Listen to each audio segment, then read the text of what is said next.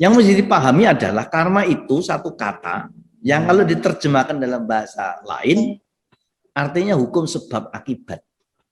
Tok, titik, itulah karma.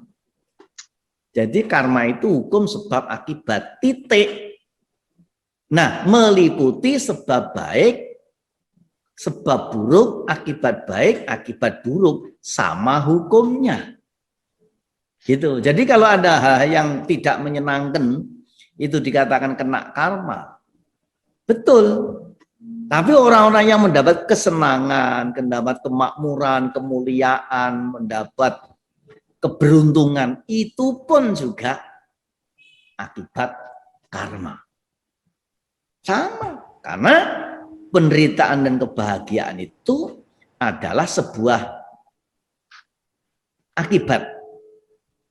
Kebahagiaan akibat dari kebajikan, penderitaan akibat dari kejahatan. Itu siapa saja, kenal tidak kenal agama Buddha, ngerti tidak mengerti kamus bahasa Pali, melakukan kejahatan, pasti cepat atau lambat dia memetik akibat penderitaan. Begitu melakukan kebajikan, cepat atau lambat dia akan memetik buah kebahagiaan. Nah, yang menjadi menarik tadi ditanyakan adalah bagaimana, apa bisa dipercepat atau diperlambat? Bisa. Karena ada teorinya. Yang namanya sebab dan akibat itu bukan satu sebab satu akibat, satu sebab banyak akibat, banyak sebab satu akibat, tetapi banyak sebab banyak akibat. Itulah hukum sebab akibat karma.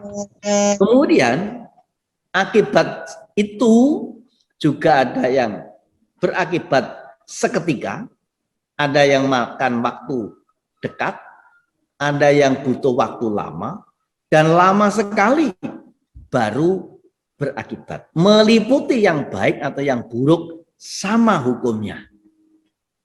Nah, yang ditanyakan, apa bisa karma dipercepat? Bisa. Karena Buddha mengatakan, yang ku katakan karma, yang ku sebut karma, itu adalah niat. Maka hukum sebab akibat ini, kalau bekerja untuk manusia, bersekutu dengan 3 otoritas. Otoritas pikiran, ucapan, dan perbuatan. Jadi ada sebab akibat melalui pikiran, sebab akibat melalui ucapan, sebab akibat melalui perbuatan badan jasmani. Yang menjadi cepat atau lambat itu namanya niat. Semakin niat semakin kuat niatnya, semakin cepat akibatnya. Meliputi yang baik atau yang buruk sama. Gitu. Jadi itulah karma. Maka Buddha berulang mengatakan, yang ku sebut karma, yang ku katakan karma itu adalah niat. Maka kalau perbuatan tidak ada niatnya, itu bisa juga tidak akan berakibat. Semakin kuat niatnya, semakin cepat akibatnya. Kenapa orang marah-marah cepat berakibat? Karena marah itu tenaganya kuat, full energi. Sebaliknya kenapa orang berdoa kok kadang-kadang nggak terkabul atau belum dikabulkan? Ya karena doanya nggak serius. Coba kalau doanya juga sungguh-sungguh. Misalnya dengan full energi, mengutuk, mengamuk, menuduh, menuding, dan menjarah. Tidak lama itu, nanti juga akibatnya akan segera dipetik dengan apa yang dia tanam. Ya berdoa, kalau dengan niat yang kuat, dengan tirakat, dengan puasa, dengan bermeditasi, dengan bertapa,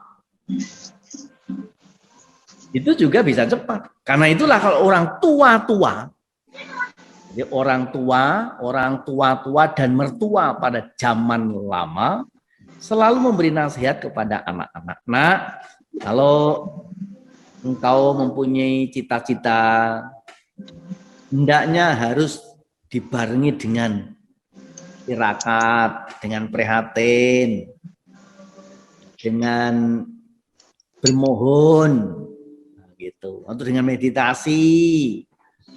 Itu tujuannya apa? Tujuannya menghimpun energi agar energi niatnya itu tidak membias.